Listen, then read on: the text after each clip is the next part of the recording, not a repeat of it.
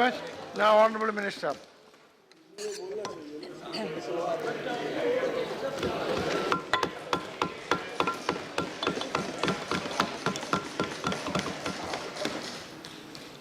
धन्यवाद उपसभापति जी।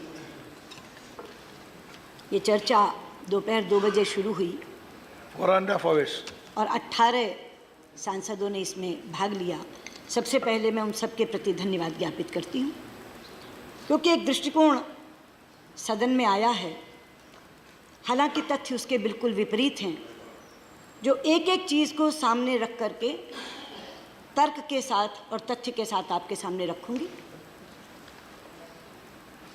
चर्चा की शुरुआत आनंद भाई ने की और मैं धन्यवादी हूँ उनकी कि उन्होंने पूरे विश्व का आज का नक्शा सामने रखकर उसको शुरू किया।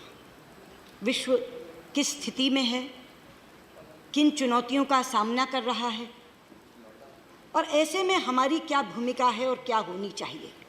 तो जिसे कहते हैं टोन सेट की उन्होंने कि ये चर्चा किस परिधि में होनी चाहिए। मैं धन्यवादी हूँ आपकी।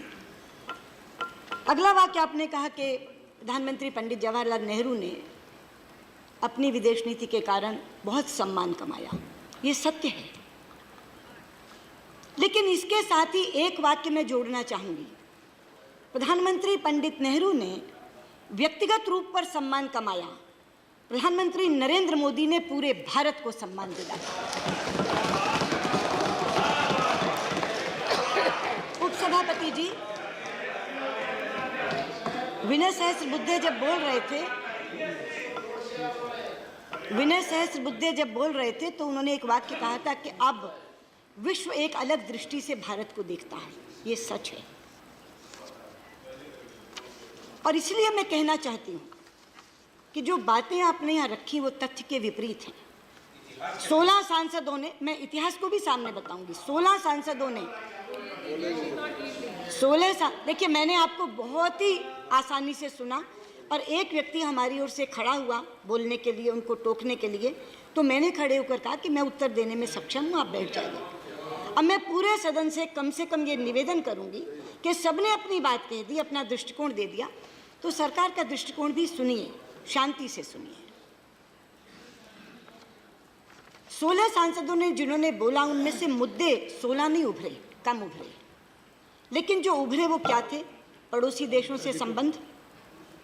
विनय सहस्त्रबुद्धे, स्वपन दास गुप्ता और दिलीप कुमार को छोड़ के सबने ये कहा पड़ोसियों से हमारे संबंध खराब हैं।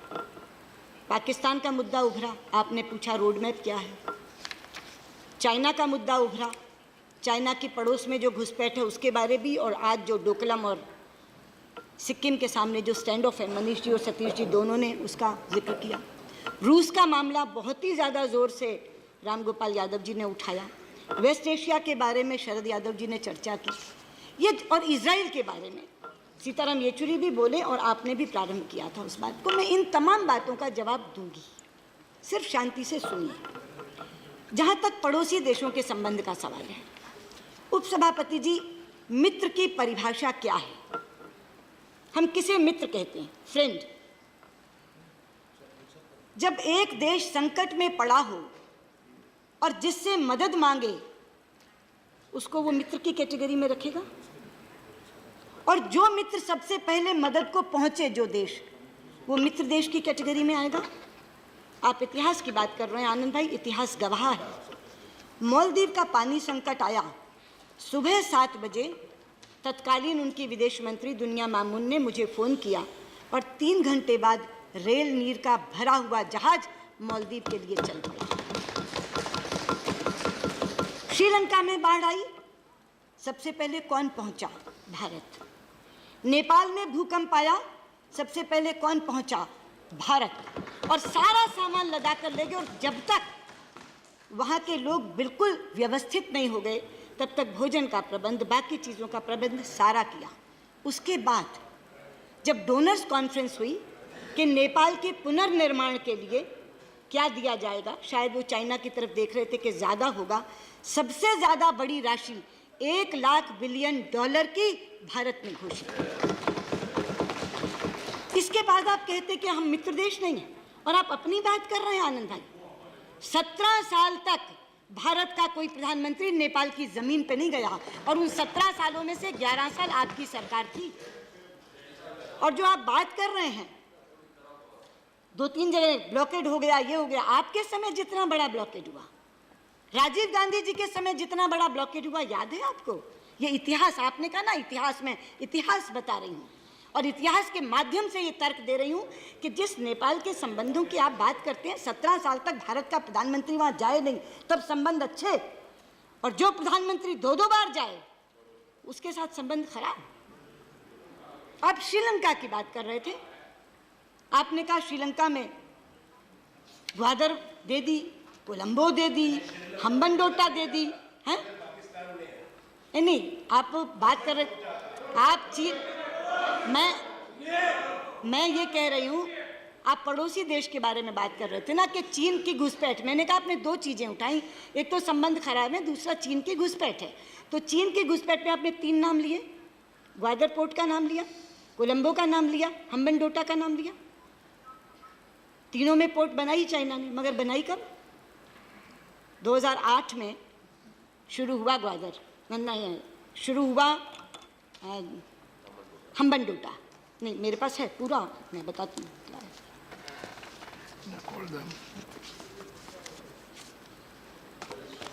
और एक एक चीज़ बताऊंगी कौन कौन सी चीज़ शुरू।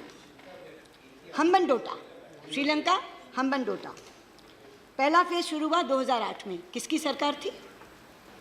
कंप्लीट हुआ 2011 में, किसकी सरकार थी? कोलंबो का।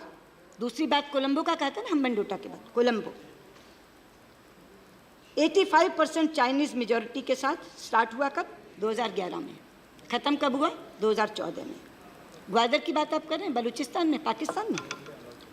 2013 में चाइना ने सिंगापुरियन कंपनी से लिया, किसकी सरकार थी आनंद भाई, ये पूछना चाहती हूँ।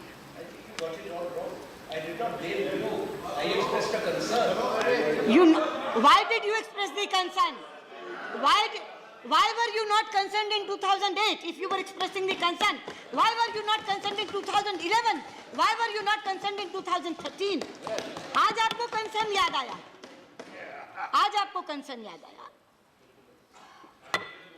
आप आज हमारी विदेश नीति पर बोल रहे थे, इसलिए जो कंसर्न आप ये बता रहे हैं, उन कंसर्न के जन्मदाता आप हैं।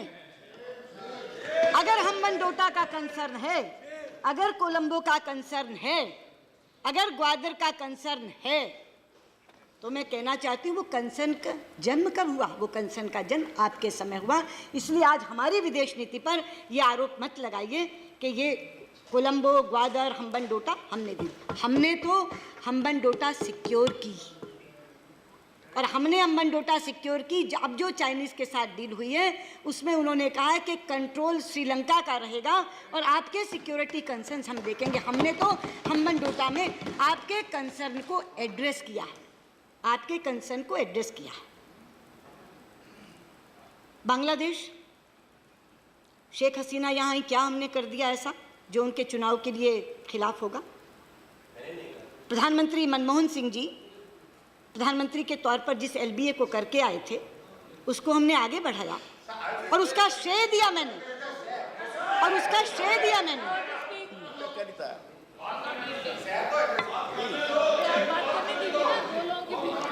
उपसभापति जी, जिस दिन LBA में यहाँ पारित करवा रही थी, मैंने प्रधानमंत्री मनमोहन सिंह जी को श्रेय देकर शुरू किया था कि आपका अधूरा काम रह गया जिसको हम पूरा कर रहे हैं। आज बांग्लादेश के साथ सबसे ज्यादा अच्छे संबंध किसी के हैं तो वो भारत के हैं। भूटान की आप बात करते हैं, केवल फ्रेंड नहीं, केवल पड़ोस नहीं, डियरेस्ट फ्रेंड अगर भारत का कोई है तो हम उसको कहते हैं वो भूटान है। तब कौन से पड़ोसी देशों की बात कर रहे हैं? हमारे साथ कोई खड़ा ही नहीं, हमारे साथ कोई खड़ा ही नहीं। जरा तथ्यों को सामने रख करके बताइए कि कौन खड़ा है और कौन नहीं खड़ा है। ये पड़ोसी देश के बारे में बताया आपने, कहा पाकिस्तान का रोड मैप। पाकिस्तान का रोड मैप तो आनंद भाई हम लोगों ने सरकार आने से पहले ही घोषित कर दिया था। हमने सारे सार्क के देशों को दावतनामा भेजा था कि आइए शपथ ग्रहण समारोह में, और समेत पाकिस्तान के सब आए थे सब, और केवल सेरेमनी अटेंड करके नहीं चले गए थे। अगले दिन बायलैटरल मीटिंग हुई थी, मैं बैठी थी उसमें, और उस बायलैटरल मीटिंग में तय हुआ था कि फॉरेन सेक्रेटरी लेवल टॉक्स शुरू होंगी। हिचकोले खाते खाते बहुत उतार चढ़ाव आए 2 सालों में, लेकिन हमारे समय में कहाँ थी। 9 दिसंबर 2015 को 9 दिसंबर 2015 को जब मैं हार्ट ऑफ एशिया कॉन्फ्रेंस में भाग लेने के लिए इस्लामाबाद गई, तो नवाज साहब ने साथ बिठाया सरताज अजीज साहब को और कहा कि जो ये कह रही हैं उस तरह से एक बार शुरू करो इस डायलॉग को, एक नए सिरे से नया नाम देकर कॉम्प्रिहेंसिव बायलैटरल डायलॉग, ताकि किसी भी तरह का कोई शंका ना रह जाए। लोग कहते हैं ना द्विपक्षीय वार्ता, हम जब कहते हैं कि हमारे दोनों के बीच में होगी, किसी और के बीच में नहीं होगी, हमने डायलॉग का नाम ही कर दिया कॉम्प्रिहेंसिव बायलैटरल डायलॉग, ताकि किसी को किसी तरह की गुंजाइश ना रह जाए, कोई शंका ना रह जाए। 9 दिसंबर को वापस कॉम्प्रिहेंसिव बायलैटरल डायलॉग शुरू हो, ये तय हुआ। फॉरेन सेक्रेटरीज दोनों देशों के बैठकर मोडालिटीज़ तय करें, ये तय हुआ। तो आप जो कह रहे हैं हमारे इनिशिएटिव्स के बारे में, प्रधानमंत्री जी का लाहौर से, काबुल से लाहौर जाना इसी इनिशिएटिव का था, लेकिन ये out of the box initiative था। आपने कहा कैसे गए, शेयर नहीं किया, सब कुछ पब्लिक डोमेन में। 10 बार तो मैं बोल चुकी कि वो 25 दिसंबर प्रधानमंत्री नवाज शरीफ का जन्मदिन था, उन्होंने बधाई दी काबुल से, तो उन्होंने कहा आप जा रहे हैं तो यहाँ से होते हुए जाइए, यानी रिश्तों की ऊंचाई इतनी थी कि वो प्रोटोकॉल के चक्कर में न पढ़ करके गए। ये थी स्थिति। तो कोई ये कहे कि पाकिस्तान के साथ हमने शांति की पहल नहीं की, हमने दोस्ती का हाथ नहीं बढ़ाया, ये नहीं। लेकिन कहानी बदरंग कब हुई? पठानकोट के बाद भी नहीं हुई, क्योंकि पठानकोट के बाद भी पाकिस्तान जो हमेशा डिनायल में जाता था, हर टेररिस्ट घटना के बाद वो ये पहली बार थी कि डिनायल में नहीं गया, और उसने कहा कि हम सहयोग करने को तैयार हैं, हम जो SIT बनाएंगे आप आए। कहानी बदरंग तब हुई जब बुरहान वानी का इनकाउंटर यहाँ हुआ और नवाज शरीफ साहब ने वहाँ खड़े होकर के उसको स्वतंत्रता सेनानी शहीद की संज्ञा दी। उसके बाद से चीज़ें बिगड़ी। तो आप ये कहते हैं रोड मैप, क्या हमने तो रोड मैप बना दिया था, शांति का, दोस्ती का, पाकिस्तान की स्थिरता का, समझौते का, ये हमारा रोड मैप था। लेकिन रोड मैप एक तरफा नहीं चल सकता ना। अब आप कहते हैं कि रोड मैप क्या है, तो रोड मैप तय है। Terror and talks can't go together, this is the road map. जिस दिन टेररिज्म खत्म कर देंगे, जिस दिन आतंकवादी घटनाएं करनी बंद कर देंगे, उस दिन वापस वार्ता शुरू हो जाएगी। ये है रोड मैप। अब बात करते हैं, आप चाइना की बात करते हैं। जहाँ तक चाइना में डोकलम का सवाल है, जो मनीष जी और सतीश जी ने खास तौर पे उठाया और आप लोग भी जानना चाहते हैं, लेकिन आपने एक बात कही आनंद भाई कि जिस समय 1962 में स्थिति बनी चाइना और भारत के बीच की, तो अटल जी ने एक पत्र लिखा प्रधानमंत्री नेहरू को कि सदन बुलाओ, और प्रधानमंत्री नेहरू ने पॉजिटिवली रिस्पॉन्ड किया और सदन बुलाया। काश आज के विपक्ष ने ये किया होता। मैं बहुत दुखी हूं इस बात से कि सबसे बड़े प्रमुख विपक्षी दल के नेता ने चीन की स्थिति को जानने के लिए भारत के नेतृत्व को पूछने की बजाय चीन के राजदूत को बुलाना चाहिए। और अगर मेरी जानकारी सही है तो शायद आप भी उस मीटिंग में मौजूद थे।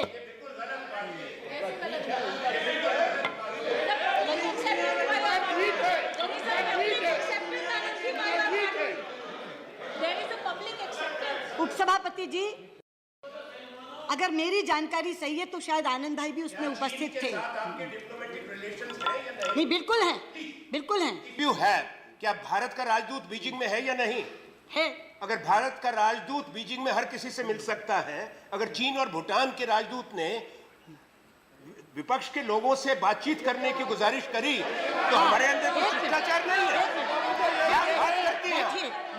भूल गए अपने बैठिए। उपसभापति जी, बहुत अच्छा हुआ, बहुत अच्छा हुआ। ऑर्डर। स्वयं प्रश्न करने के बाद उन्होंने अपने उत्तर में स्वीकार ही नहीं किया, औचित्य ठहराया, जस्टिफाई किया। मैं यही कह रही हूँ आपसे, मैं यही कह रही हूँ।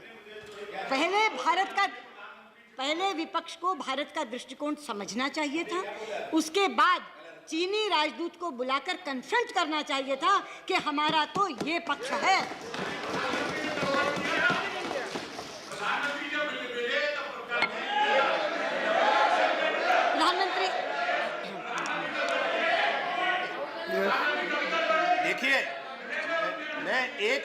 विनम्रता से, बड़े आदर से आपसे कहूंगा, नहीं, आप बैठिए। बहुत आदर से कहूंगा एक बात, बहुत आदर से, सिर्फ एक बात कहूंगा आपको आदर से।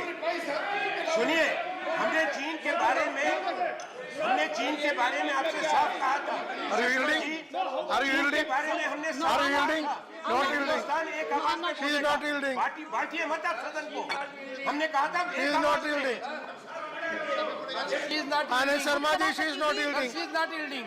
Okay, Anand Sharma ji, बैठिए. She is not yielding. उपसभापति Please जी, proceed. मैं बिल्कुल भी इस विषय को नहीं लाती अगर आनंद शर्मा ये नहीं कहते कि उस समय अटल जी ने कहा था सदन बुलाने के लिए और पंडित नेहरू ने बुलाया था। हमने तो इनकी इंतजार भी नहीं की। इन्होंने जो किया चीन के राजदूत से मिले और चीन के राजदूत से उनका पक्ष सुना, लेकिन हमने अपनी ओर से ये सोचा कि सभी के सभी राजनीतिक दलों को इस स्थिति से अवगत कराना चाहिए और 2 दिन के लिए मैंने मीटिंग बुलाई। 4 सांसदों तक की पार्टी को एक दिन, एक सांसद तक की पार्टी को अगले दिन, ताकि जो आज डी राजा जी के साथ हुआ वो ना हो। 2 अलग अलग इसलिए बुलाई कि जब इकट्ठी बुलाई जाती है तो बड़ी पार्टियां समय ले लेती हैं, छोटियों का समय आता है तो लगता है बंद करो। 2 दिन बुलाई और पूरी की पूरी स्थिति समझाई और वो चूंकि विदेश मंत्री स्वयं रहे, उन्होंने समझी और बैठक ऐसे बंद नहीं की। मैंने कहा जो प्रश्न आपके थे उनके उत्तर मिल गए, जो जिज्ञासाएं आपकी थी शांत हो गई। उन्होंने कहा हाँ, तो मैंने कहा खत्म करूं मीटिंग? उन्होंने कहा हाँ। पूरी तरह से संतुष्ट होकर के वहाँ से विपक्ष लौटा और मैं बहुत ही ज़्यादा शुक्रगुजार हूँ विपक्ष की कि जो सरकार की सोच थी कि इस तरह की चीज़ें डिप्लोमेटिक चैनल से तय होनी चाहिए। और मैं ये कहती हूँ कि धैर्य और संयम, और उसमें भी भाषा संयम बेहद ज़रूरी होता है इस तरह की चीज़ों को सुलझाने के लिए। अगर आप धीरज खोते हैं, अधीर होते हैं, उतावले होते हैं तो कभी भी संकट का हल नहीं निकलता। अगर आप भाषा संयम खोते हैं तो दूसरा प्रवोक होता है, इसलिए हल नहीं निकलता। तो हम धीरज भी बनाए हुए हैं, भाषा संयम भी बनाए हुए हैं और इसलिए हमने अपने तमाम लोगों को नक्शे के साथ क्या स्थिति है, कैसी स्थिति है। मैं अंत में, क्योंकि चाइना पर जो स्टैंड उन्होंने कहा कि क्या है, वो आपको मालूम है, विदेश मंत्री आप रहे हैं कि अपने यहाँ ये प्रथा है कि हम जो स्टैंड्स हैं उनको लिख कर पढ़ते हैं ताकि कॉमा फुल स्टॉप की भी गलती ना हो जाए। तो मैं अंत में सबसे ज़्यादा वही लूँगी, पहले मैं बाकी चीज़ों का जवाब दे दूँ, लेकिन जो हमारा स्टैंड है उसको मैं पूरे का पूरा पढ़कर जो भारत सरकार का स्टैंड है बताऊँगी, ताकि उसमें किसी भी तरह का ये गुंजाइश ही ना बचे कि आप उसका कोई और अर्थ निकाल सकें। आपने तो ये कहा था, आपने तो ये कहा था, तो इसीलिए उसको मैं बिल्कुल अंत में लूँगी। लेकिन मैंने ये कहा कि हमने अपनी ओर से पहल की और सबको ये बात बताई कि चाइना और भूटान के बीच में और सिक्किम के बॉर्डर पे ये जो स्टैंड ऑफ है वो क्यों है और उसमें हमारा क्या मत है। और मैंने कहा कि मैं शुक्रगुजार हूँ कि सब लोग इससे सहमत हुए। शरद पवार जी और मुलायम सिंह यादव 2 पूर्व रक्षा मंत्री उसमें थे बैठक में, और उन्होंने भी ये कहा, बल्कि शरद पवार जी ने तो अपना एक उदाहरण देते हुए कहा कि मेरे समय में ये ऐसी स्थिति हुई थी लेकिन हम लोगों ने पेशेंस रखी थी, आप भी धीरज मत खोइए। हमने कहा हम बिल्कुल धीरज नहीं खोएंगे, हम बिल्कुल भाषा संयम बना करके रखेंगे ताकि इसका हल निकले। अब राम गोपाल यादव जी से मैं कहना चाहूँगी, आपने कहा युद्ध की तैयारी रखो। राम गोपाल जी, युद्ध की तैयारी तो होती है तभी तो सेना होती है, वरना कोई देश सेना क्यों रखे। लेकिन एक चीज़ मैं आपको बता दूं, किसी भी समस्या का समाधान युद्ध से नहीं निकलता, युद्ध के बाद भी संवाद करना पड़ता है तब निकलता है। युद्ध अपने आप में समाधान नहीं देता, जीते हारे लोग भी टेबल पर बैठते हैं तब समाधान निकलता है। तो बुद्धिमत्ता का तकाजा ये है कि युद्ध बिना किए संवाद कर लो और उससे रास्ता निकाल लो तो वो कहीं ज़्यादा बेहतर है। से यहाँ तक युद्ध की तैयारी का सवाल है, सेना है यहाँ और वो सेना होती ही युद्ध के लिए, लेकिन युद्ध से समाधान नहीं निकलता। इसीलिए मैं कह रही हूँ धैर्य और भाषा संयम और डिप्लोमेटिक चैनल्स, इन्हीं से निकलता है समाधान। आपने कहा कि आप अपनी सामरिक क्षमता बढ़ाइए, तभी पड़ोस के लोगों को लगेगा कि चीन अगर हम पर हमला करेगा तो हमें आप बचा लेंगे। युग बदल गया राम गोपाल जी, युग बदल गया। अब सामरिक क्षमता से देश नहीं जाने जाते, अब आर्थिक क्षमता से देश जाने जाते हैं। और इसीलिए जो शरद यादव जी ने बात की उनसे सहमत हुए मैं ये कहना चाहूँगी कि आज पड़ोसियों को ये नहीं है कि चीन उन पर हमला करेगा तो भारत का साथ चाहिए। अगर भारत की सामरिक क्षमता बढ़ते हुए देखेंगे तो हम ही से डरने लगेंगे कि पता नहीं यही हम पे हमला करेंगे। आज पड़ोसियों को अपने विकास में आर्थिक मदद चाहिए, और इसलिए जब प्रधानमंत्री कहते हैं सबका साथ सबका विकास, का मतलब केवल देश के अंदर का नहीं है। मैं चाहता हूं कि भारत की प्रगति में मेरे हर पड़ोसी देश का विकास हो।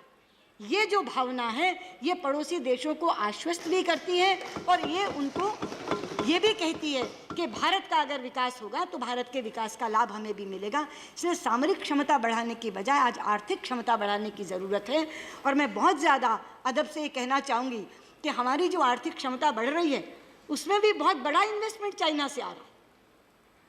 मैं अगर आपको आंकड़ा दूँ, 116 बिलियन US डॉलर था 2014 में, हमारे से पहले मई 2014 से, आज बढ़कर 160 बिलियन US डॉलर हुआ है, 37% की बढ़ोतरी। तो जो बात सतीश मिश्रा कह रहे थे ना, नहीं है अभी इस समय, उन्होंने ये कहा था कि आप पूरे बायलैटरल रिलेशंस पर बात करो, उनका यहाँ पे बहुत ज़्यादा रिस्क है, स्टेक है, इतने ज़्यादा कॉन्टैक्ट उन्होंने लिए हुए हैं, वो सही कह रहे थे। और अगर वो होते तो मैं उनको बताती, पर आपके माध्यम से बात उन तक भी पहुँचे और सदन तक भी। डोकलम पर निगोशिएट नहीं कर रहे, केवल हम बायलैटरल रिलेशंस पर बात कर रहे हैं चीन के साथ।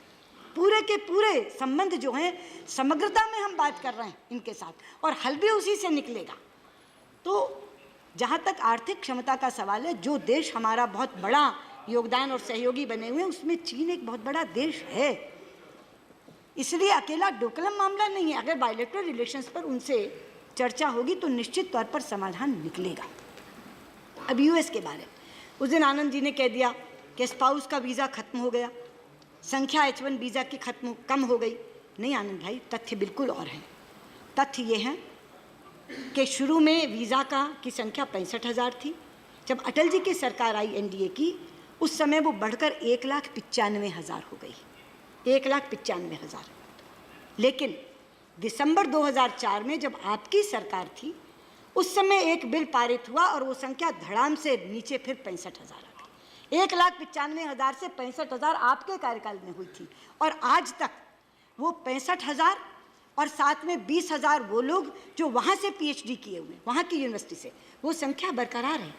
उसमें एक भी संख्या की कमी नहीं हुई। 65,000 जो H1B वीज़ा भारतीयों को मिलते थे और 20,000 जो वहाँ से PhD किए हुए उनको मिलते थे, वो संख्या जस की तस बरकरार है। आपने स्पाउस वीज़ा की बात की। सबसे पहले तो ये बता दूँ, ये स्पाउस वीज़ा दिलाया ही 2015 में प्रधानमंत्री मोदी ने, 2015 में, उससे पहले नहीं था। और इसमें कोई परिवर्तन नहीं आया है, कोई भी परिवर्तन नहीं आया है। स्पाउसेस को उन्होंने ये कहा कि यहाँ ये पढ़ी लिखी पत्नियाँ आती हैं, ये घर पर बैठी रहती, इनको भी नौकरी का मौका मिलना चाहिए। जो माना गया, स्वीकारा गया और उनको ये अधिकार मिला, उस अधिकार में राई रत्ती परिवर्तन नहीं हुआ। तभी मैंने कहा कि चीज़ें तथ्यों के विपरीत बोली गई। और जहाँ तक अब आप बात कर रहे हैं इजराइल की, खास तौर पे सीताराम येचुरी, पर US का एक आपका विषय था लिमोआ का, मैं लिमोआ पे भी बता दूँ। लिमोआ केवल एक फैसिलिटेटिंग एग्रीमेंट है कॉमरेड, इसमें कहीं ये प्रोविजन नहीं है कि कोई बेस स्थापित कर दिया जाएगा, कहीं ये प्रोविजन नहीं है कि कोई बेसिंग का अरेंजमेंट कर दिया जाएगा। इसलिए ये जो आपका कहना है ना कि हमारी सिक्योरिटी को कोई इससे खतरा पैदा हो गया, बहुत ही ध्यान से सावधानी से लिमोआ किया गया है और इसमें केवल एक फैसिलिटेटिंग एग्रीमेंट के तौर पर हमने इसको माना है। अब इसलिए मैं जो कह रही थी कि तथ्य विपरीत हैं, तथ्य इसलिए विपरीत हैं कि पड़ोस की बात तो मैंने बता दी। आपने जो रामगोपाल जी कहा कि उस समय अमेरिका पाकिस्तान के साथ था, कहा ना आपने, जब रूस हमारे साथ था तो अमेरिका पाकिस्तान के साथ था।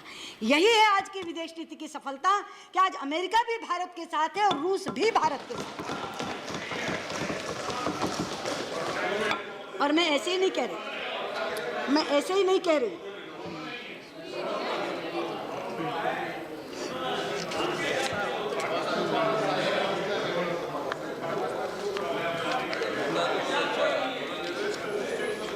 मैं ऐसे नहीं बोली, मैंने कहा ना मैं तथ्यों के साथ बोलूँगी। ये 23 जून 2017 अभी डिफेंस मिनिस्टर रशिया क्या कह रहे हैं, आपने कहा ना डिफेंस मैकेनिज्म बना लिया, पाकिस्तान के साथ बना लिया सीताराम येचुरी ने, और रामगोपाल यादव जी कह रहे थे, मैं बता दूँ, कोच कर रही हूँ उनको, we are determined to go ahead with building up cooperation in order to enhance to combat readiness of both countries' armed forces and to exchange experience in various defense related matters. और इसके बाद जब speaker गई वहाँ तो जुलाई 11 को, अभी सदन चल रहा था, जुलाई 11 को कहा Russia shares India's concerns over such challenges international terrorism. वो पाकिस्तान का साथ देगा जो हमारा कंसर्न इंटरनेशनल टेररिज्म पे शेयर कर रहा है, जो कॉम्बैटिंग हमारी आर्म्ड फोर्सेस को और ज़्यादा मजबूत और दुरुस्त बनाना चाहता है, वो देश उनका साथ देगा। ये हमारी सफलता है कि उस समय अमेरिका पाकिस्तान के साथ था, रूस हमारे साथ था, लेकिन आज भारत की विदेश नीति में अमेरिका भी हमारे साथ है और रूस भी हमारे साथ। अगली बात कॉमरेड येचुरी ने कही इजराइल की, कह ही नहीं सकता। दूसरी बात मैं कहती हूँ, इजराइल के बारे में नेम की पूरी हिस्ट्री राम गोपाल जी ने दी, सीताराम येचुरी ने भी कहा, आनंद शर्मा पहले एक बार फिलिस्तीन पे बोल चुके हैं, दोबारा उन्होंने उठाया इस विषय को। मैं खड़े होकर पूरी दृढ़ता से कहना चाहती हूँ सभापति जी, इजराइल हमारा मित्र ज़रूर है, लेकिन पैलेस्टीनियन के कॉज को हम कभी लेट डाउन नहीं करेंगे, ये हमारा संकल्प है। और मैं बताना चाहूँगी, आप बैठे हैं आनंद जी, आप विदेश मंत्री रहे हैं, क्या आज से पहले इतने साल आपकी सरकार रही, डिप्लोमेटिक रिलेशंस का भी 25वां साल है, एक बार भी दो विदेश मंत्रियों के बीच जॉइंट कमीशन मीटिंग हुआ? नेवर।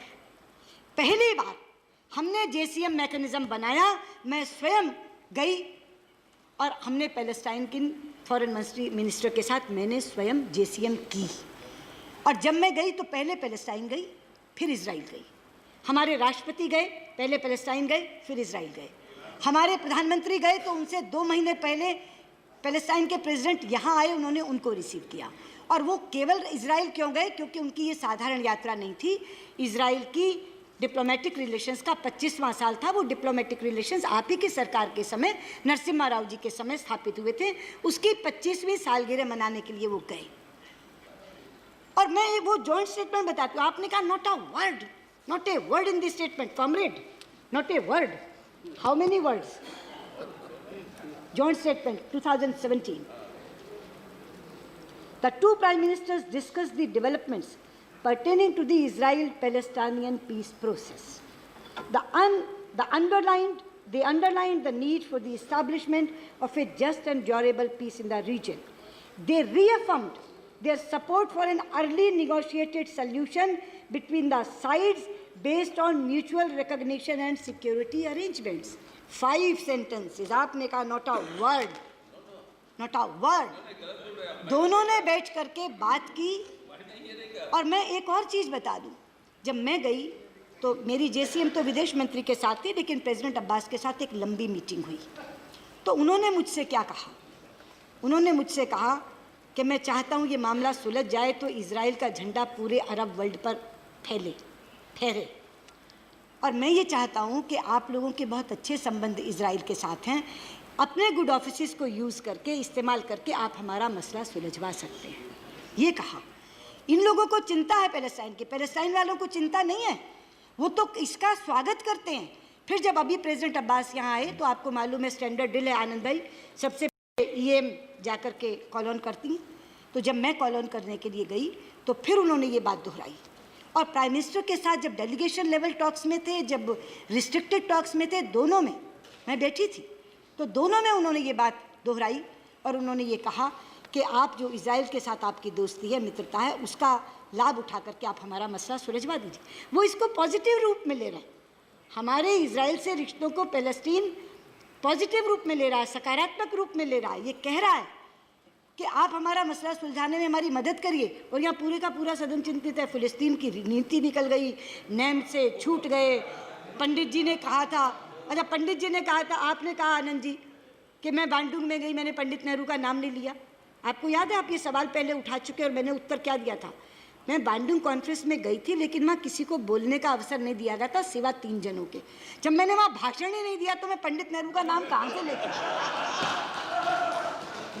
केवल 3 हेड ऑफ स्टेट्स बुलवाए गए थे। Minister of State delivered a speech, and I'm saying this on the floor of the House. वो मैं I बता will रही- place it tomorrow morning, a copy मैंने- of the speech of V.K. Singh, मैंने who is your आपसे- Minister of State. मैंने आपसे कहा ना, And in the 60th anniversary of the Bandung, नहीं, I will not- place it no, no, tomorrow. no. And I'll prove your government wrong. यही तथ्य गलत है. It was not the 60th anniversary of Bandung, it was 60th anniversary of Asia Africa Conference. That is what the Bandung Bandung Conference next day हुई है. मालूम होना चाहिए. Bandung Conference was Asia Bandung Africa Conference Conference. next day हुई That है. is what the Bandung Conference was. Was there two Bandung conferences? Yes, there were two No, conferences. no. Yes, This there was were the two conference. conferences. Asia. Okay, okay. All right, all right. All right, all right. Now proceed. उपसभापति जी, there were two conferences. There were two conferences. 60th anniversary of Asia Africa Conference, जिसमें हम सबको बुलाया गया था, लेकिन Bandung conference अगले दिन जब हुई, केवल 3 हेड्स ऑफ स्टेट्स को बुलाया गया, उसमें भी एक इंडोनेशिया के स्वयं के प्रेसिडेंट थे. तो वो जो कह रहे हैं कि वो बांडुंग के संस्थापक है, मुझे बहुत अच्छा लगा कि वहाँ प्रधानमंत्री नेहरू की फोटो थी, सब जगह इकट्ठी होर्डिंग्स थी. मेरा माथा गर्व से ऊंचा हुआ. लेकिन वहाँ चूंकि बोलने का मौका नहीं मिला, इसलिए मैं पंडित नेहरू का नाम ले ही नहीं सकती थी. ये मैंने आपसे बात की. वो इंडो, मैं कह रही हूँ, मैं बोल रही हूँ 2 कॉन्फ्रेंसेस थी. हाँ, तो Asia Africa Okay, conference please. में वो बांडुंग की बात कर रहे हैं. आप No, no, समझ क्यों नहीं minister is रहे? explaining. ये 2 अलग Okay, if सम्मेलन it- है. ये 2 अलग सम्मेलन है. Okay. तो उपसभापति जी, मैंने पड़ोस के बारे में बताया कि तथ्यों के विपरीत धारणा बनी है. मैंने रशिया के बारे में बताया कि अलग धारणा गलत बनी है. मैंने फिलिस्तीन के बारे में बताया. अब मैं वेस्ट एशिया पर आती हूँ. उपसभापति जी, मोदी सरकार आने से पहले अगर सबसे ज़्यादा उन लोगों को चिंता थी जो वेस्ट एशिया के बहुत समर्थक हैं, उन्हें ये थी कि शायद भारत की विदेश नीति में से वेस्ट एशिया गोल हो जाएगा, क्योंकि सारे के सारे वो मुस्लिम बहुल देश हैं. और इसलिए उनको लगता था कि अरब वर्ल्ड के साथ हमारा कोई रिश्ता अच्छा नहीं रह जाएगा. और उन्हें ये भी डर था कि वहाँ हमारे इतने ज़्यादा नंबर में श्रमिक हैं, उनका क्या होगा. लेकिन आज यहाँ कहना चाहती हूँ, आज के दिन अगर सबसे ज़्यादा अच्छे रिश्ते अरब वर्ल्ड के किसी के साथ हैं तो हिंदुस्तान के साथ हैं. और इसका भी तथ्य देती हूँ. पहली बार आबू धाबी के क्राउन प्रिंस हमारी 26 जनवरी के चीफ गेस्ट बनकर आए थे. दूसरा उदाहरण, सऊदी अरबिया में, जब सऊदी अरबिया में हमारे प्रधानमंत्री गए तो सऊदी नरेश ने अपने देश का सर्वोच्च सिविल सम्मान से उनको नवाजा था.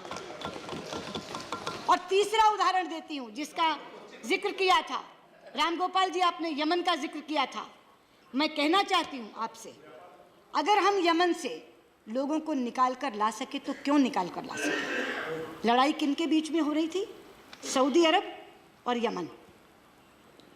सऊदी अरब गोलाबारी कर रहा था, इस कारण से यमन का हवाई अड्डा बंद था. मैंने प्रधानमंत्री जी से कहा कि आप एक बार सऊदी नरेश से बात करेंगे, अगर वो गोलाबारी बंद कर दें कुछ दिनों के लिए तो हम अपने लोग निकाल लें. उन्होंने बात की, मेरे सामने बात की. तो सऊदी नरेश ने कहा कि कई दिनों के लिए तो नहीं, ऐसा करते हैं हर दिन 2 घंटे के लिए गोलाबारी बंद कर देते हैं, 9 से 11.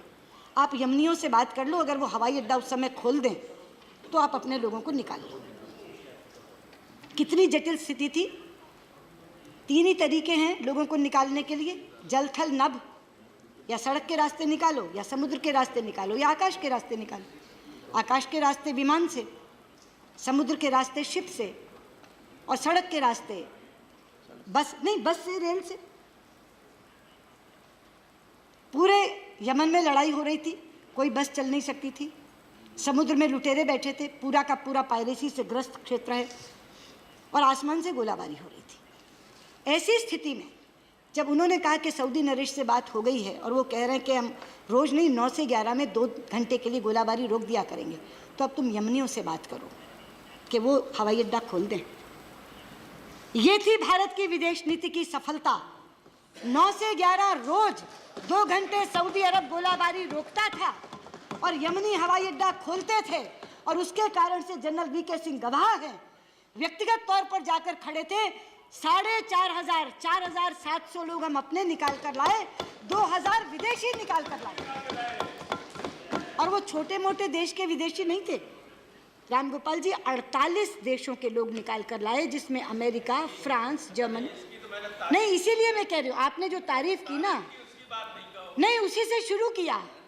आप कॉमरेड से बात कर रहे थे, कॉमरेड येचुरी से बात कर रहे थे, और आपने नहीं, मैंने उसी से शुरू किया कि रामगोपाल जी ने जो यमन में निकालने की तारीफ की, वो हमारी विदेश नीति की सफलता का एक बहुत बड़ा मानक है कि क्यों निकाल के ला सके। मतलब मैं ये कह रही हूँ कि भारत में अगर एक तरफ सऊदी भी साथ देता है और यमन भी साथ देता है, अमेरिका भी साथ देता है, रूस भी साथ देता है, इजराइल भी साथ देता है, फलस्तीन भी साथ देता है, पड़ोस साथ देता है, और आप कहते हैं हम अकेले खड़े, हमारा कोई साथ ही देने वाला नहीं, हम तो अकेले खड़े, हम तो पूरी दुनिया में अकेले खड़े। ये कौन सा तरीका है? ये कौन सा तरीका है? और ये सारी चीजें मैं प्रूफ दे करके, सबूत दे करके बोल रही हूँ, एक एक चीज को सबूत दे करके बोल रही हूँ। इसलिए मैं आपसे कहना चाहती हूँ कि जिस विदेश नीति की इतनी ज्यादा प्रशंसा की जानी चाहिए, कि विश्व में इतने तरह के शंकाएं, इतनी तरह की चुनौतियां जिस समय हैं, उस समय जर्मनी भी हमारा दोस्त है, फ्रांस भी हमारा दोस्त है, ब्रेक्सिट के बावजूद EU भी हमारा दोस्त है, ब्रिटेन भी हमारा दोस्त है, पड़ोस के लोगों के लिए मैंने पहले ही बता दिया, अमेरिका भी हमारा दोस्त है, US भी हमारा दोस्त, और रूस भी हमारा दोस्त है। अमेरिका के बारे में 2 टिप्पणियां आई, आपत्तिजनक थी। एक तो शरद यादव जी ने कहा हम रमुआ हैं, वो हरिया हैं, और आपने कहा कॉमरेड कि हम तो US की स्ट्रेटेजिक पार्टनरशिप के बहुत ही जूनियर पार्टनर लगते हैं। मुझे नहीं लगता कि अपने देश के बारे में ऐसी बात कहनी चाहिए, लेकिन मैं कहना चाहूँगी हम रमुआ नहीं है उपसभापति जी। वहाँ से सवाल आया क्लाइमेट चेंज का, जिस समय प्रेसिडेंट ट्रंप ने ये कहा कि billions and billions and billions of dollars के लिए भारत ने पेरिस समझौता कर दिया, 1 घंटे के भीतर प्रधानमंत्री मोदी का बयान आया कि हम किसी के पैसे के मोहताज नहीं हैं, कोई रहे इसमें या ना रहे, हम इस कारण जलवायु परिवर्तन में रहेंगे कि हमारी प्रतिबद्धता आज की नहीं है, 5000 सालों की प्रतिबद्धता है। 5000 सालों की प्रतिबद्धता के कारण हम हैं, कोई रहे या ना रहे, भारत रहेगा। तब अगर US हमारे बारे में ये बोलता है तो हम में ये दम है, मोदी में ये मादा है कि वहीं खड़ा होकर के वो प्रेसिडेंट ट्रंप को चुनौती दे सकता है। इसलिए राजीव शुक्ला बोलते वो ऐसे बोलते, अरे वो ऐसे बोलते ये याद है, मोदी ने कहा ये याद नहीं है। ये बोला ना आपने कि ट्रंप ने ये कहा, अगर राष्ट्रपति ट्रंप ने ये कहा तो संसदीय मर्यादा है कि रहो अगर बोले हो तो, लेकिन उसका पालन कौन करता है? आप बता दीजिएगा आनंद जी उनको कि उन्होंने ये कहा था कि राष्ट्रपति ट्रंप ये बोले। अरे भाई राष्ट्रपति ट्रंप जो बोले वही याद क्यों है एक कान में, मोदी जो बोले वो याद रखो ना। वो चुनाव की सभा का रखते हैं।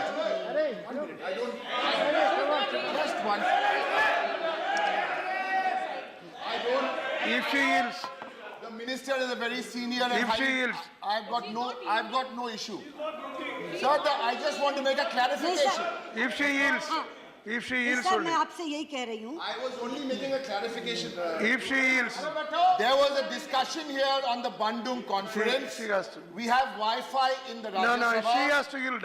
The text of the Bandung conference is here. it's not Bandung, it is Asia Africa conference. Sir, I'm again and Bandung again is saying- No. What I'm Anand again and Sharma again ji was saying, Derek. the text of the conference is here. There is no mention of Pandit Nehru. That's all. I'm telling you. Okay. That she There were- admitted. No, next She week. also said that. In 2 days. No, not No in mention. Bandung was in Bandung. ये दो Okay. सम्मेलन थे Derek जी, और दोनों अलग अलग जगह थे। जो बैंडुंग कॉन्फ्रेंस थी वो बैंडुंग में ही थी, बैंडुंग में हम नहीं गए, मतलब हम गए, हमें बोलने का वहाँ मौका नहीं था। बहुत हो गया आप बार-बार एक ही चीज को कह जा रहे हैं, 10 बार स्पष्टीकरण दे दीजिए। No. Minister, you need not react. You reply. Asia Africa conference. You need not react to everything. You only reply. She is not yielding. She is not yielding. Yeah. उपसभापति जी, She is Yeah. not yielding. Why? मैंने कम से कम 10 बार इसका स्पष्टीकरण दिया है। ये 2 अलग conferences थी, 2 अलग स्थानों पर थी, 2 अलग दिनों में थी। Okay. बैंडुंग कॉन्फ्रेंस अगले दिन थी, बैंडुंग में थी। उस कॉन्फ्रेंस में हमें बोलने का अवसर नहीं था। जो Okay, that's very और clear. जो एशिया अफ्रीका कॉन्फ्रेंस थी वो एक दिन पहले थी और अलग शहर में थी। Yeah. यानी 2 कॉन्फ्रेंसेस, दोनों कॉन्फ्रेंसेस 2 दिन में दोनों कॉन्फ्रेंसेस 2 अलग स्थानों पे, दोनों के नाम अलग। बांडोंग कॉन्फ्रेंस में हम लोग बुलाए गए थे बोलने के लिए, केवल 3 लोगों को समय मिला। बार बार उसी चीज को उठाया जा ठीक रहा है। है, you said it many times, that's okay. Proceed. Sir ठीक All right, you proceed. वो संतुष्ट हो गए, अच्छी बात है। नहीं, मैं यही कह रही थी कि भारत की विदेश नीति इस समय इतनी ज़्यादा ऊंची है और इतनी ज़्यादा अच्छी है कि पूरे विश्व के लोग और विश्व के पटल पर, ये कहते हैं विदेश यात्रा में जाते हैं, विश्व के पटल पर जब प्रधानमंत्री जाते हैं तो आज वो ग्लोबल एजेंडा शेप करने वाले प्रधानमंत्री बन गए हैं। G20 में जाते हैं, काले धन की बात करते हैं, दोबारा G20 में जाते हैं, टेररिज्म की बात करते हैं, इंटरनेशनल सोलर अलायंस बनाते हैं अगर पेरिस में जाते हैं तो, जब SDGs तय होते हैं, सस्टेनेबल डेवलपमेंट गोल्स, उसमें पॉवर्टी एलिविएशन डलवाते हैं। आज भारत ग्लोबल एजेंडा को शेप कर रहा है, उसका निर्माण कर रहा है। अगर वो SCA के मेंबर बन के जाते हैं तो अस्ताना में जब बात करते हैं प्रेसिडेंट शी जिनपिंग से, तो आर्टिकुलेशन जो कहा कि सुषमा जी का बयान, वो मेरा बयान नहीं है, वो प्रधानमंत्री मोदी की प्रेसिडेंट शी जिनपिंग को कही गई बात है कि let us not convert our differences into disputes. और राम गोपाल जी, वो सीमा विवाद के बारे में नहीं था, सभी मतभेदों के बारे में था, वो मेरा वक्तव्य नहीं था, वो वक्तव्य प्रधानमंत्री जी का था। और वक्तव्य भी नहीं था, जब उन्होंने अस्ताना में बात की तब उन्हें कहा कि मतभेद होते हैं देशों के बीच में, हमारा भी बाउंड्री डिस्प्यूट भी है, बाकी मतभेद है, NSG पे मतभेद उभरा हुआ है, लिस्टिंग ऑफ मसूद अजहर पे उभरा हुआ है, CPEC पे उभरा हुआ है, लेकिन हम अपने मतभेदों को विवादों तक ना बढ़ने दें, विवादों में ना बदलने दें, ये उनकी बात है। लेकिन मैं हैरान थी, CPEC, मुझे राजीव शुक्ला खड़े होकर के कह रहे हैं कि हम OBOR कॉन्फ्रेंस में क्यों नहीं गए और हम CPEC का हिस्सा क्यों नहीं बन रहे। नेपाल बन गया, बांग्लादेश बन गया। सभापति जी, CPEC कहाँ से जा रहा है इसकी खबर है उन्हें?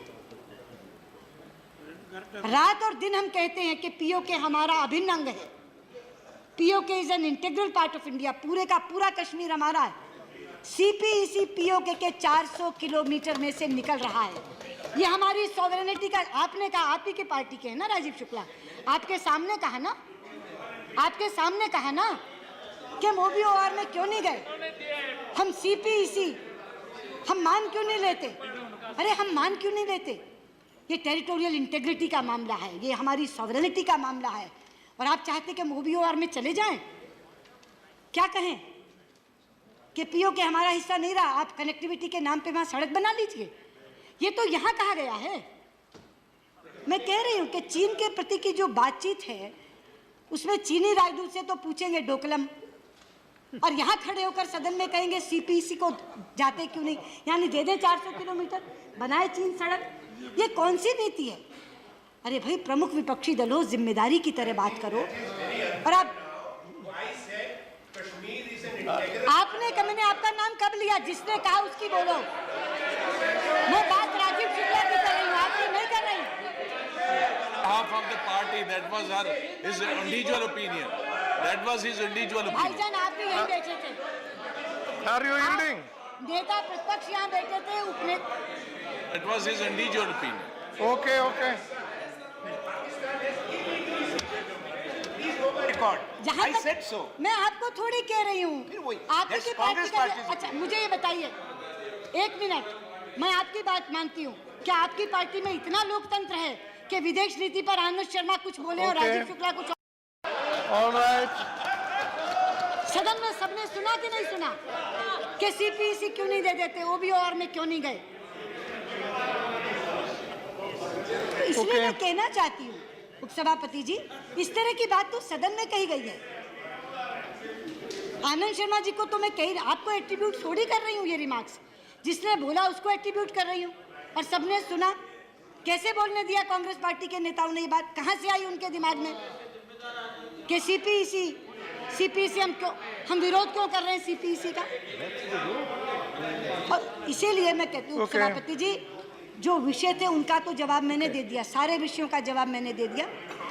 जो नवनीत कृष्णन जी कह रहे थे कि श्रीलंका के प्रति हम सॉफ्ट हैं, यू सेड कि हम we are soft towards Sri Lanka. No Navneet ji, जहाँ भी सिक्योरिटी का प्रश्न आता है वहाँ बहुत ही वहीमेंटली, और जहाँ भारतीय मछुआरों का सवाल आता है वहाँ भी पुरजोर ढंग से हम श्रीलंका के सामने अपना विरोध दर्ज कराते हैं। हम सॉफ्ट नहीं हैं। लेकिन एक बात और कह करके ख़त्म करना चाहूँगी कि हमारे कुछ साथियों को झगड़ा लगाने की आदत है। आनंद शर्मा ने थोड़ी सी चिंगारी डाली, शरद यादव ने आगे बढ़ाई, कॉमरेड सीताराम येचुरी ने आगे और ज़्यादा आग लगा दी, बाद में राजीव शुक्ला उसमें आ गए, और उसके बाद आ गए बाजवाजी। सबने एक बात,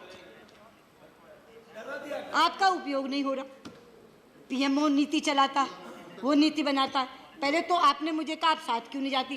प्रधानमंत्री जी, मैं आपसे पूछना चाहती हूँ, लेकिन हाँ, नहीं ले जाते, यही कहा ना।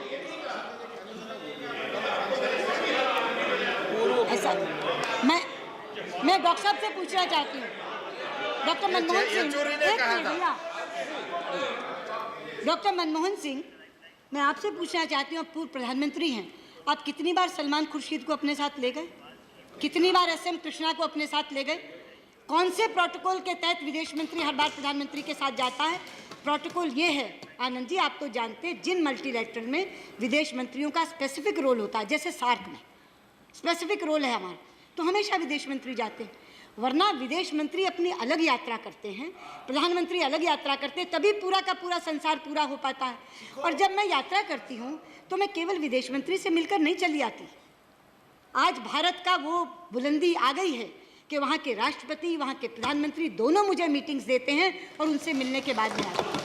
और मैं एक बात और कह दूँ, ये जो कहा जाता है ना, और ये जो कहा जाता है ना कि पीएम, ये जो कहा जाता है कि पीएम नीति चला रहे हैं, आप तो स्वयं साक्षी हैं इसके।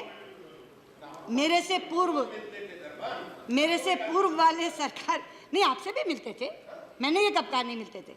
मेरे से पूर्व के विदेश मंत्री पता नहीं कैसा भाग्य लेकर आए थे, क्योंकि उस समय तो ना नीति एमईए ड्रिवन थी ना ईएम ड्रिवन थी, उस समय तो नीति पीएमओ ड्रिवन थी, नॉट पीएम, पीएमओ ड्रिवन थी। लेकिन मैं सौभाग्यशाली हूँ कि मुझे एक ऐसे प्रधानमंत्री का नेतृत्व मिला है जहाँ एमईए पूरे का पूरा सहायक का रोल करता है, और हर नीति तय करते समय प्रधानमंत्री मुझसे विचार विमर्श करते हैं। डंके की चोट पर सदन में कहना चाहूँगी। अब मैंने कहा था कि मैं अंत में जो चीन का मामला है उस पर हमारा क्या स्टैंड है वो मैं यहाँ पढ़ना चाहूँगी, तो वो मैं पढ़ दूँ, उतनी अनुमति मुझे दे दीजिए।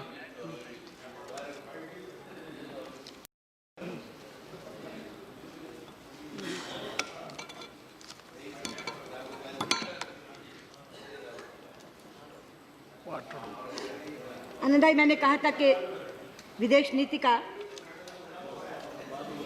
अब फिर आप लोग बात करोगे, फिर कहोगे मुझे सुना नहीं, आपने मेरा नाम नहीं लिया। अब बात मत करो, जो इंडिया का स्टैंड है, जो सबने जानना चाहा है, और अलग से नरेश अग्रवाल जी का नोटिस था, वो चाइना पर जानना चाह रहे थे, और मैंने कहा था कि सारे नोटिस क्लब कर दो और सबको बोलने का मौका मिल जाए। तो मैं इंडिया पे हाँ, इंडिया पे हमारा क्या, हाँ उसी पे दे रही हूँ, लेकिन सब लोग पूरे पर भी जानना चाह रहे हैं, तो मैं ये दे रही हूँ स्टेटमेंट। ये इंडिया का स्टैंड है चीन के प्रति, जो मैंने वैसे कहा कि धैर्य और भाषा से। Honorable Deputy Chairman, our relations with China have recently come under renewed focus due to developments in the Doklam area in the Sikkim sector, close to the India-China-Bhutan tri-junction boundary point. India's position on this issue has been articulated in the press statement issued by Minister of External Affairs on June 30th.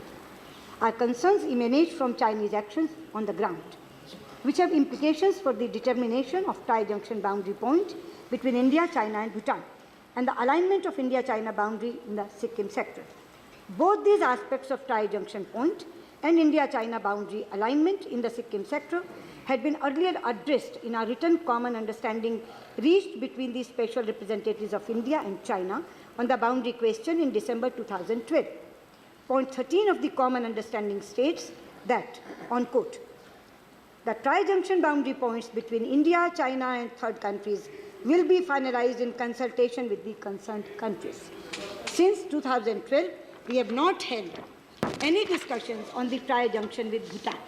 The Chinese action in the Doklam area is therefore of concern. With regard to the boundary in Sikkim sector, there are still steps to be covered before the boundary is finalized.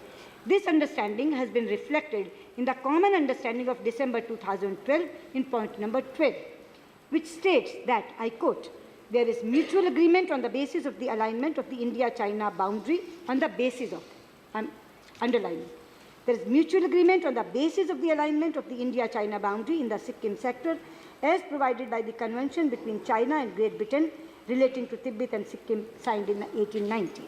Then, during the 8th Special Representative meeting in June 2006, the Chinese side had in fact handed over a non-paper for separate agreement on the boundary in Sikkim sector. The non-paper had proposed that both sides, I am again quoting, that both sides may, based on the above mentioned historical treaty, that is 1890 Convention, verify and determine the specific alignment of the Sikkim sector and produce a common record. On this basis, as an initial result of the boundary settlement, both sides may negotiate and sign an agreement on the boundary alignment in the Sikkim sector to replace the historical treaty. Subsequently, in special representatives meetings, the Chinese side has made the proposal for finalizing the boundary in Sikkim sector, terming it as an early harvest of the SR process. This clearly confirming that the boundary is in the Sikkim sector is not yet finalized. Otherwise, they would not have used this term, early harvest, as we say, low-hanging fruit. It was an early. Yes, we have noted the Chinese side has selectively quoted parts of Prime Minister Jawaharlal Nehru's letter, selectively they are quoting, of 22nd March 1959, pertaining to the India-China boundary in the Sikkim sector. A full and accurate account of that letter would have also brought out that Prime Minister Nehru's assertion was clearly based on the boundary alignment as shown in our Indian published maps. The Chinese side in their recent document published on the website of their foreign ministry have expressed commitment to maintaining peace and tranquility in the India-China border areas. India always believes that peace and tranquility in the India-China border areas is an important prerequisite for smooth development of our bilateral relations. We will continue to engage with the Chinese side through diplomatic channels to find a mutually acceptable solution on the basis of the Astana consensus between our leaders. I note the sense of the House is supportive. In this regard, in keeping with the unique and traditional friendship with Bhutan, we will also continue to maintain close consultation and coordination with the Royal Government of Bhutan. Thank you. Okay, thank you very much.